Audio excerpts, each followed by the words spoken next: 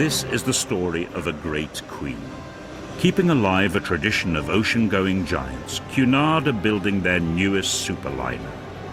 She's being constructed in record time in a shipyard in Italy, much faster than the legendary Cunards of the 1930s, built on the Clyde. This is the fastest ship that we have done up to now in 6 months. Honestly speaking, it is a challenge for us. Just 6 months after her keel was laid, the new Queen Elizabeth has been floated out of dry dock and prepared for fitting out. It's January 2010. Her maiden voyage is set for October the 12th. Some are starting to wonder if, in just 15 months, it's possible to build, fit out and deliver one of Britain's greatest liners. The 12th of October we have our maiden voyage, and we certainly can't let those guests down.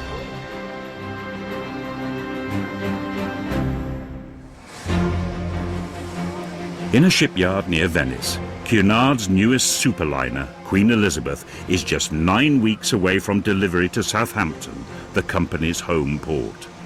It's the end of July. Cunard's president, Peter Shanks, is hosting a visit by American reporters.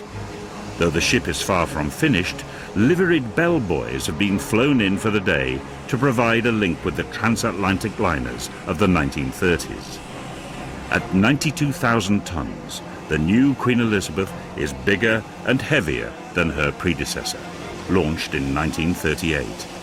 But the Art Deco interiors of the old liner have provided the inspiration for the new. Art director Amy Lucena is feeling the pressure, but determined that her fellow Americans should have the best impression of the interior, even though the main artworks have yet to be installed. And on a ship where health and safety rules, she's dressed for the occasion. I've gotten in a little trouble for it. No, I actually haven't, but nonetheless, a lot of staring. The ship will be ready. We've begun the faux painting and the faux marbleizing and the installation of murals only. And we'll continue with that until about the first week of August. And then glass will start being installed and murals and framed art. In the theatre, they're laying the carpet and bringing in the first seats. The design is a tribute to the 19th century English theatres of Frank Matcham, who designed the London Coliseum. Entertainments director Martin Lilly wants to get in here as soon as possible so that his theatre company can start rehearsing their stage show. We are 6 weeks away from seeing cast on stage rehearsing, so it's really, we're getting to that exciting time. I'm currently managing teams that are producing shows and teams that are helping us to deliver the ship, and it all has to come together at the same time, and I'm very comfortable that that is going to happen. And the Britannia restaurant is being fitted out. Hotel manager Robert Howie has come on board to work out how to serve 2,000 guests at the same time. So we've got just under 1,000 crew on board the ship, which of that there's almost 900 who belong to the hotel department, so quite a large number who we've got to get through the training and obviously get them up to speed with what the new concepts are, to see it from the design stage, working with interior designers, putting concepts together, and then finally seeing it all come together physically on board. It's fantastic, it really is great. We've got some challenging times ahead, don't get me wrong, I'm not saying everything's perfect, but we've got some very tight timelines, but from my side it's improving. I mean, I was over here about a month ago and you can see a huge difference in the ship, and if they keep that momentum going, we'll be fine. Like her predecessors, the original Queen Elizabeth of 1938 and the QE2 of 1969, this ship will be working on a big scale.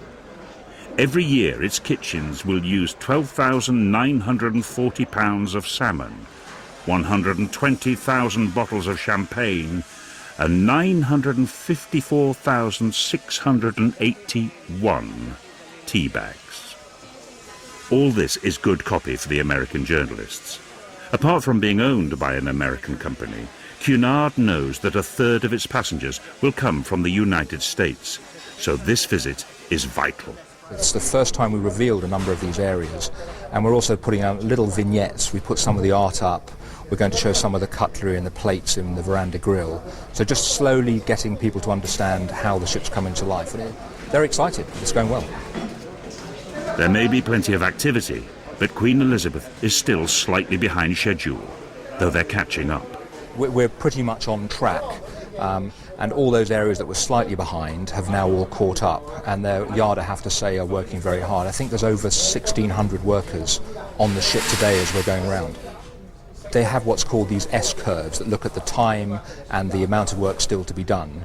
And it varies by room, and they were a little bit behind in some of the areas 8 weeks ago, but now they've really worked their socks off, and it's really amazing to see how much work has been done, particularly in the last 2 months. 12th of October we have our maiden voyage, and we certainly can't let those guests down. Harley Crossley's portrait of the ship is in, and the grand lobby is almost ready to receive the 18-foot-high marquetry panel designed by David Linley. Linley is contracted to deliver his creation by September the 1st, but that date may slip because the panel sections are only just being cut at a workshop in Wiltshire. Craftsman Michael Beckingham is putting together a picture which shows the Queen Elizabeth conquering the world, whose different parts are made of wood veneers. On this section I've just done is just here overlooking the bow of the boat. As you can see, it is made up of light grey sycamore and black stained sycamore as well, and it's got some Macassar ebony stringing going around the outside for the detail. At the last minute, the design has had to be altered to include stringers, lines which will provide extra definition. This stringing wasn't in the original plans at first. It was just butted together through the actual laser cut, but it didn't quite show up when you were stood further back, so this has had to be quickly redesigned to show up more detail. As you can see, it's all sort of starting to come together as each piece goes in. You can actually see, well, start to see the actual image itself. But working on such a big piece of art brings its own challenges. I'm having to kneel on these foam pads so I don't damage the actual face, as this is the side that the passengers will be able to actually see. This is the biggest panel I've ever worked on. I can't actually say I've got on the actual table itself to put in any pieces or do anything to it, so this is a first for me. The whole lot has been an interesting experience. Linley is mixing traditional skills with high technology. When the computerized laser cutter has done its job and Michael Beckingham has assembled all the pieces, the panel will be glued, heated and pressed and left for 24 hours to set.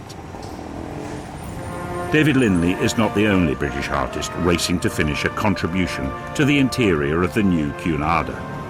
At Buckingham Palace, the Queen has agreed to sit for a portrait to hang in the ship which will bear her name. And Cunard have given the commission to 31-year-old Isabel Peachy. I went to the tradesman's entrance, my first visit, and discovered that that was the wrong entrance to go to, and was told that I had to go to the main entrance around the front of the palace, which took me by surprise. Talking to the Queen means that actually you don't, at the end of the day, get a lot of time within that hour to do the sketching, so you have to use that time as best possible. I attempted sketching, but in the end found that photography was the best way to get as much information as possible, so that when I came back to the studio I had images to work from. Cunard gave me ideas. They wanted the Queen in a relaxed setting, 3/4 length portrait, in a chair with jewels, evening dress, and possibly with a fireplace. So in a way I was directed, which means that I had a better idea of what kind of portrait they would like. Isabel Peachy's portrait of the Queen will hang in the grand lobby. It will be the first piece of art passengers see when they come aboard. I find that concentrating on the painting you have to do is more important. Getting a feel for what you want the image to look like, and just letting it evolve and tweaking it here and there when you are considering the place that it's going to go into. But, you know, thinking of who's going to see it, when they're going to see it, that just makes me nervous. So, so I was avoiding, I suppose, thinking too much about the whole thing.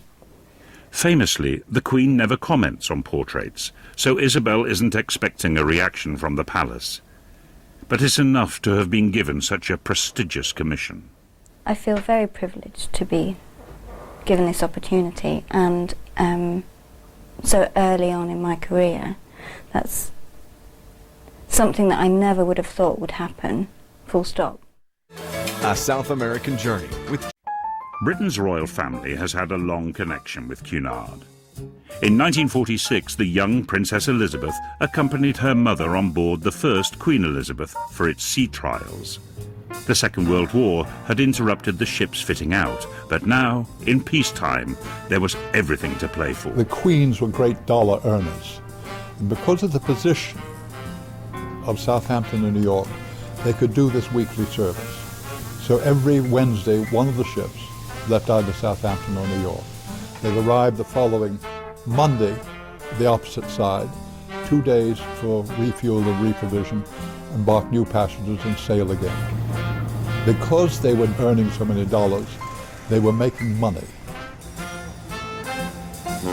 I was in England until 1947, and when you boarded the ship on the Queen Mary or the Queen Elizabeth, there were suddenly things you hadn't seen in Britain for a long time, like white bread, all the butter you wanted, not margarine. So these were immensely successful ships, fast, smart, beautifully run, and delivered on a weekly mail service.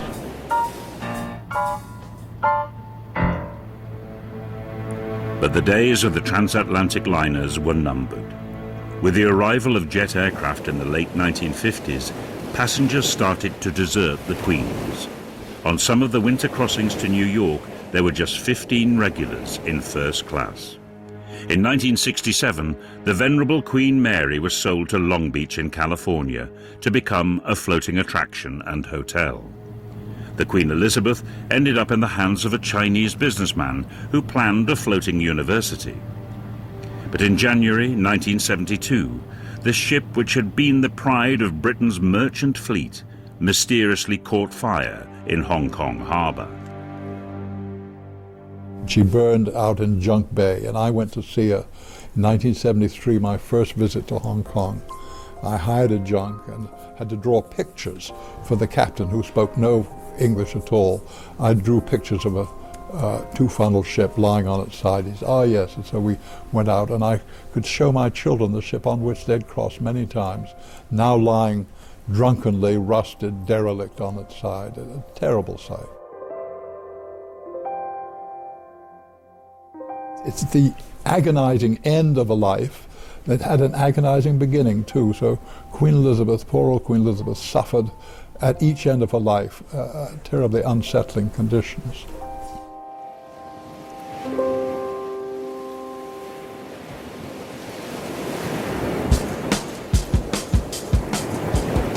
Cunard commissioned a new ship for a new age. Like her predecessors, the QE2 was built on the Clyde. Launched in 1967, she was a combined transatlantic liner and cruise ship, something the 1930 ships weren't designed for. And like the earlier Queens, the QE2 became a national icon. But after nearly 40 years in service, she was too costly to operate, too expensive to refit. By the time Cunard retired her in 2008, the company had built two new superliners, Queen Mary II and Queen Victoria, but they really needed a third. And in 9 weeks, they will have it.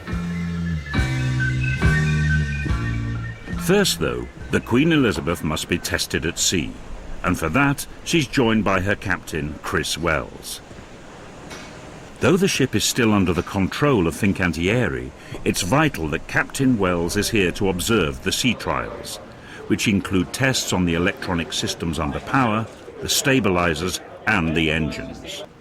You're always going to be comparing it to what has gone before, previous versions, maybe the QE2, the Queen Mary 2, and obviously Queen Victoria.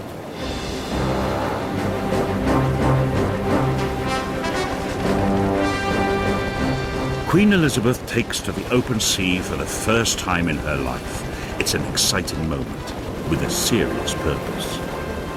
Not only will this huge ship be rolled to 35 degrees to ensure that she won't capsize, she'll also be required to undertake an endurance test in which the engines must run at 100% power.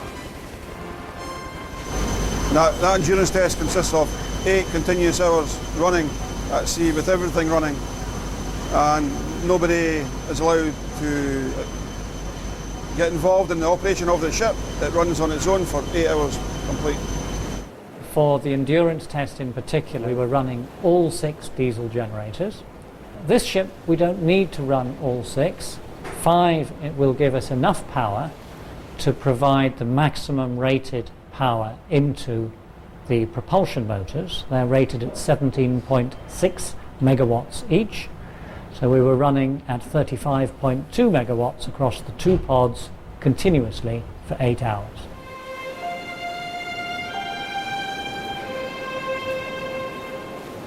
The Queen Elizabeth completes her sea trials off the Italian coast and passes the tests with flying colours.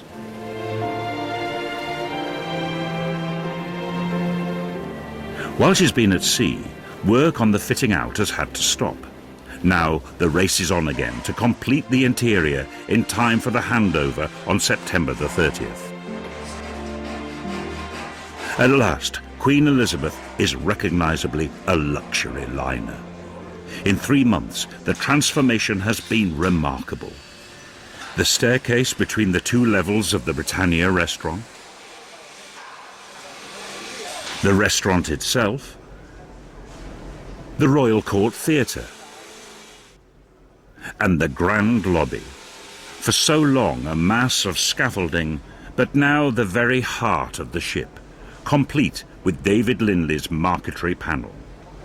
The winning entry in the national competition, Peter Simpson's sculpture, is in place, so the art installations are almost complete. That I will unveil the portrait. All that remains is Isabel Peach's portrait of the Queen, which is unveiled in London at the end of September. It will be added to the ship when it reaches Southampton in 10 days' time. The end is in sight. Mega Builders. September the 30th, 2010. The day the Italian shipbuilders Fincantieri have promised to hand over their latest ship to Cunard. The Queen Elizabeth is ready for her delivery voyage to Southampton, the company's home port. But she's not completely finished. 200 shipyard workers will travel with her right up to the last minute. Captain Chris Wells is meeting some of the 1,000 crew and hotel staff who've joined in the past few days. Most have come from other ships in the Cunard fleet, Queen Mary II and Queen Victoria, which was Captain Wells' last command.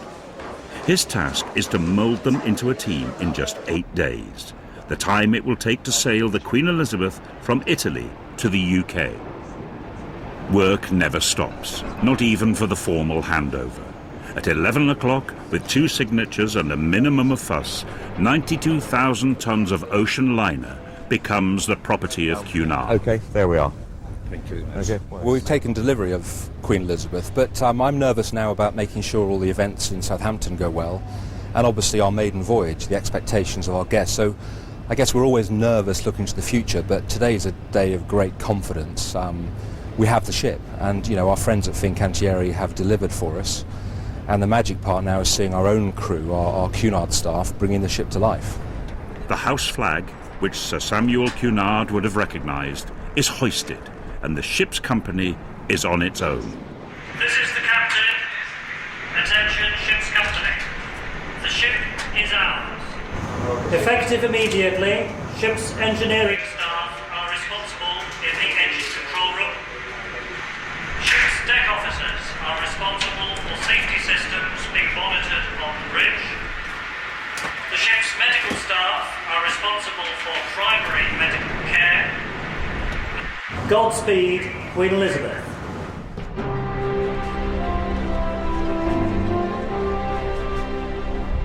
After 15 months, Queen Elizabeth is leaving on time, exactly as the shipyard promised.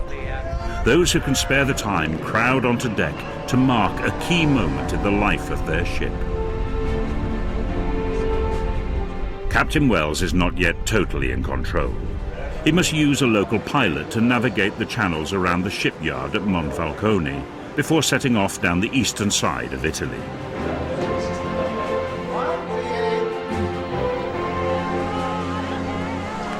The delivery voyage is a test in itself. The first time Queen Elizabeth's engines will have been run continuously for 8 days. She'll steer a course through the Adriatic, past Sicily, along the coast of North Africa, through the Strait of Gibraltar and up the Bay of Biscay. Fincantieri's workers must be allocated cabins. Places have to be found for their tools, and they'll need 3 meals a day. If they complete their tasks, they'll get off in Spain when the ship stops briefly at Algeciras. If not, they'll carry on to Southampton, where the ship will arrive just 3 days before her naming by the Queen to become the newest addition to Britain's merchant fleet. We are British. We're proud to be British, and we take Britishness with us wherever we go. Having said that, we have a very international ship's company. We have 50 different nationalities working on board, and we have a huge advantage. 85% of our ship's company are already true Cunarders, so we get off to an absolutely flying start. For those staff, this is the first opportunity to explore their new home, to find out the difference between it and the ships they've served in before, and to appreciate the artwork which connects this liner with the great transatlantic queens of the 1930s. Art director Amy Lucena had planned to be home in California by now, but there's simply too much to do. She'd be working down to the wire to install models and memorabilia and to combine it with the new art like David Lindley's marquetry panel in the Grand Lobby. I was a bit concerned about some of the color, and I am thrilled with how it turned out for the Grand Lobby. It just flows very easily.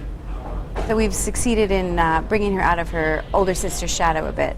She was a larger ship than her older sister, Queen Mary, and she had just as much of a magnificent war record and all of these types of history as her sister, but has been a bit of the stepchild. So we've succeeded in bringing her forward.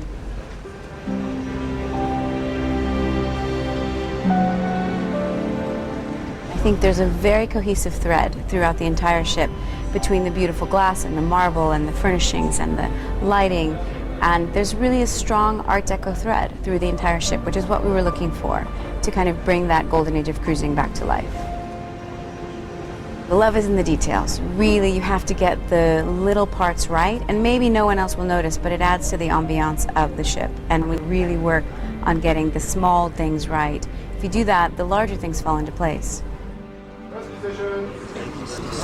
And action! Since the artwork has only just been uncovered, marketing director Richard Curtis has had to wait until the delivery voyage to take photographs for the company's brochures and video for the website. Everything has to look exactly as it would do on a normal Cunard voyage. And so, you know, there's a lot of attention to detail, as you can imagine, to get the table set precisely, to get the waiting staff dressed exactly as they would be on a formal night, the lighting right, and to create that ambience and the elegance that we need. For the past year, Richard has had to rely on artist impressions. Now he gets to use the real thing.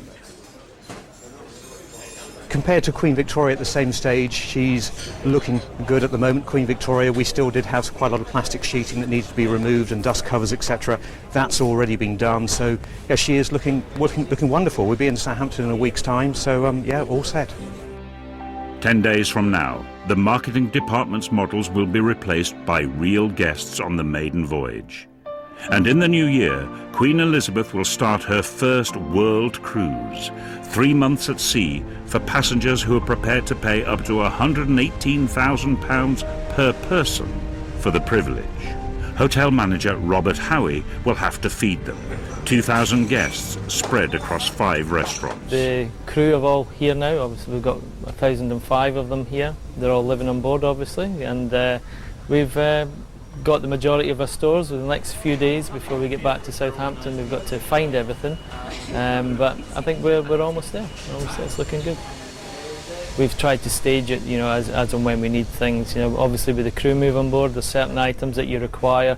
You know, hangers, for example, in crew cabins. You know, you also have to have the main laundry up and running, so we needed all the linen. So you've got to plan it quite well in advance. So the logistics can be quite demanding at times. In the main kitchens, chefs will soon be providing 6,000 meals every day. Meanwhile, they're trying out their menus on 200 Italian shipyard workers who are being introduced to roast beef, bread and butter pudding, and treacle sponge. Queen Elizabeth rounds the southern tip of Italy and takes the Strait of Messina past Sicily. At the beginning of October, it's calm in the Mediterranean, which makes the job of preparing this ship much easier for crew and staff. In the Queen's room, they're rehearsing the dance sequences for the nightly cabaret.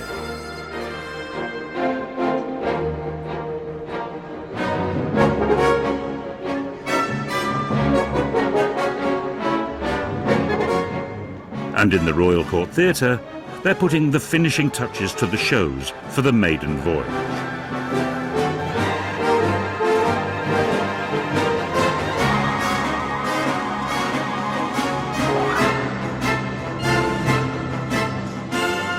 We've got 13 different elements of production show which will be featured on board Queen Elizabeth. They will vary between 7 minutes and a full 55 minutes, but all of those set pieces have to live together. So our production team is spending as much time rehearsing on stage, backstage, to ensure they can logistically get all the pieces in the right order, in the right place, and look after them as well.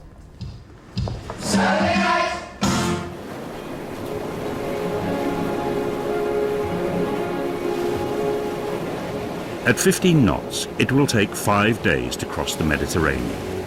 Work goes on night and day to finish a ship which must look pristine when the Queen steps on board, followed by passengers for the maiden voyage a day later. Among the ship's company, there's a sense that they're part of a great endeavour, following in the wake of those who designed, built and manned the Queen Mary, the original Queen Elizabeth and the QE2. The passengers of the 21st century will probably be as demanding as those who went before. Will the staff of this floating hotel be up to the challenge? Only time will tell.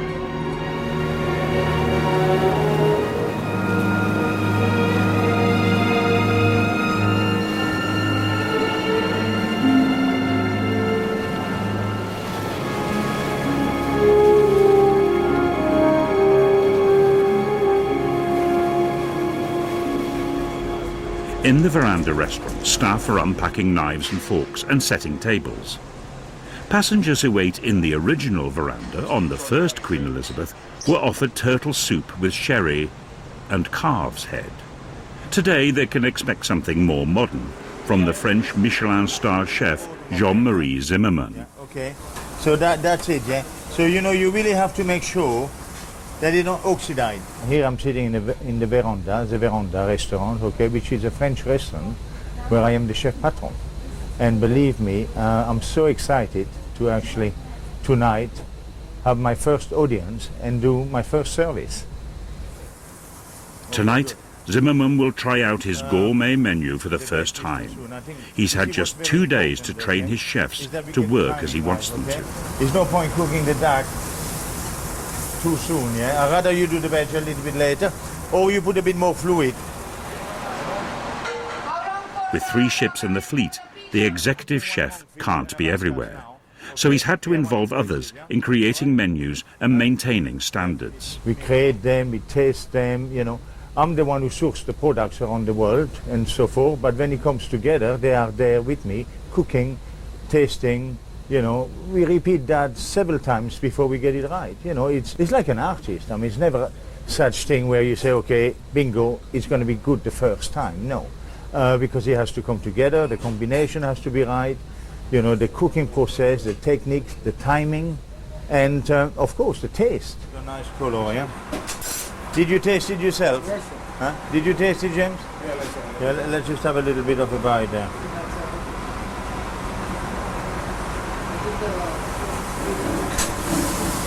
Oh my God. That is amazing. Honestly, it's fantastic. Presentation is very important. But for me, in order for people to come back into a restaurant, it is the taste. You have to remember that taste and say, well, I want to go back and eat this. That's really the secret. Some of the Cunard staff have been chosen as guinea pigs. On the delivery voyage, this is one of the most coveted invitations. 4 days into the trip from Italy to England, Queen Elizabeth faces another first: heavy seas. Off the Algerian coast, the wind freshens, and 200 Fincantieri workers discover that being at sea in one of their ships can be very different from being in a dry dock. The new Cunarder faces up to the westerly winds as she heads for southern Spain, and the ship's company holds its breath. How will the ship perform in rough seas? In the engine room, Chief Engineer Colin Black wants to see how the engines and the azipods, the steerable propellers, perform in these challenging conditions. The engines, the azipods, stabilisers, steering, everything was fantastic, really. The first time we got our hands on it was when the company paid for the ship, and that was on the last day, on the day we sailed from the yard. And it was such a pleasure and proud moment to walk into the ACR, and Cunard engineers took control of the ship without asking any engineer from Fincantieri on how we start any systems. We just walked straight in, we took charge of the ship, and we've been operating the ship since we left at Monfalcone on the 30th of September. The Mediterranean settles down, but the Bay of Biscay lies ahead before the ship reaches British waters. Queen Elizabeth is starting to feel like a fully functioning passenger liner. There's time for a family photograph. There certainly won't be time for one when she's in service. And thoughts turn to the arrival in Southampton. That's going to be a very exciting moment. The Cunard line have been running their transatlantic liners in particular out of Southampton since before the Second World War. Both Queen Elizabeth and Queen Mary ran from Southampton to New York. It is Southampton that is marked, painted, stenciled on the stern, the transom of this magnificent vessel. And so we have a great affinity with the city and a great history going back all those years. Work doesn't stop. Queen Elizabeth pauses in Spain to take on supplies, then hurries north. And by October the 8th, Cunard's newest liner is entering Britain's western approaches. She's complete, on time, and ready for a right royal welcome.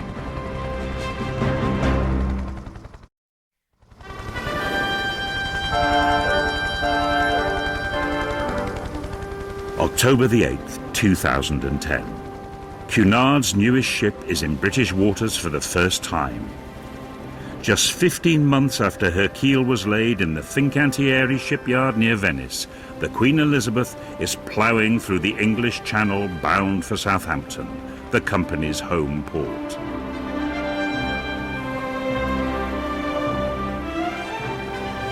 Southampton docks are quiet today, a far cry from their heyday in the 40s and 50s when they saw the world come and go every day. Whether it was Union Castle ships linking Britain with the remains of empire, or the Queen Mary and Queen Elizabeth running their weekly shuttle to New York, Southampton never slept. Boat trains arrived hourly from London. It seemed that every family in this city had a connection with the sea.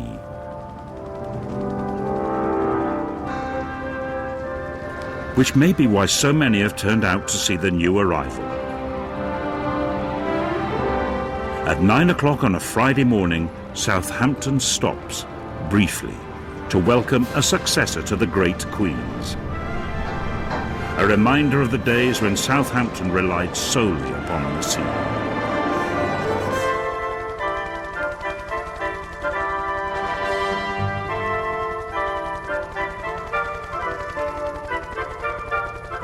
It's 3 days before this ship will be named by the Queen. Cunard are using the weekend to show the Queen Elizabeth to travel agents, tour operators and its favoured guests, the people who are likely to be their greatest critics. Captain Wells knows that some of them will have to be persuaded to break their allegiance to other ships in the Cunard fleet. And the company have invited the artists who've contributed to the interior design to come on board. Harley Crossley is seeing his painting in situ for the first time. As an artist, you always try and do the best you possibly can, but at the end of the day, sometimes you look at your painting and you think, oh, I don't know, it's not quite as good as I expected, but this is better than I expected. I'm delighted with it. Upstairs in the Commodore Club, Robert Lloyd gets to inspect the huge mural of Cunard's 3 ships meeting in Southampton in 2008. When you see a painting, as you saw in the studio, when it's basically just pasted on the wall, it's not sort of finished, it's not framed. So here, it's framed, it looks like you're looking through a window. I just think it looks lovely. And just fantastic. Yeah. I'm sort of lost for words, to be honest with you. One painting is missing. At the last minute, Isabel Peach's portrait of the Queen arrives from London to be installed in the grand lobby. It'll be the first picture guests see as they come aboard. Oh, higher than that. There we go. That's good. That's perfect. Harley Crossley, Robert Lloyd and Isabel Peachy have been invited to the naming ceremony, along with hundreds of other guests from the world of shipping and showbiz. They're here to see the Queen do something she last did in 1967, bestow her name on a Cunard ship. Then it was the QE2. Today it's simply Queen Elizabeth. In a tour of the new ship, the Queen admires the panel created by her nephew and meets Isabel Peachy, who last saw her in those nervous portrait sittings at Buckingham Palace. I was nervous. I didn't think I would be, but not having been on a ship like this before, I didn't know what to expect. And to see the painting in situ and how beautiful the grand lobby is and the ship, and to be meeting the Queen on the same day as well, it was a nerve-wracking but wonderful experience. The band of the Scots Guards reminds those American guests in the audience that this is a very British ship.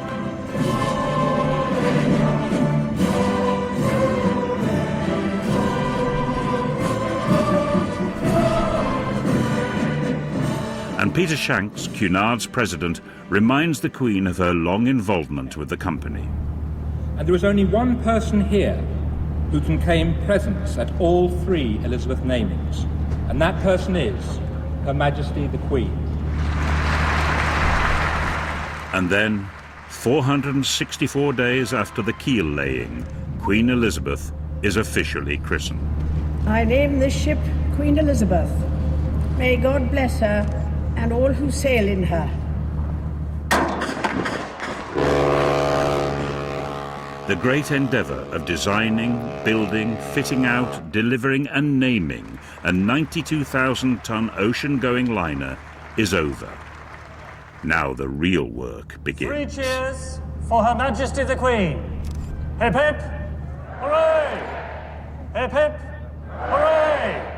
Hip hip, hooray!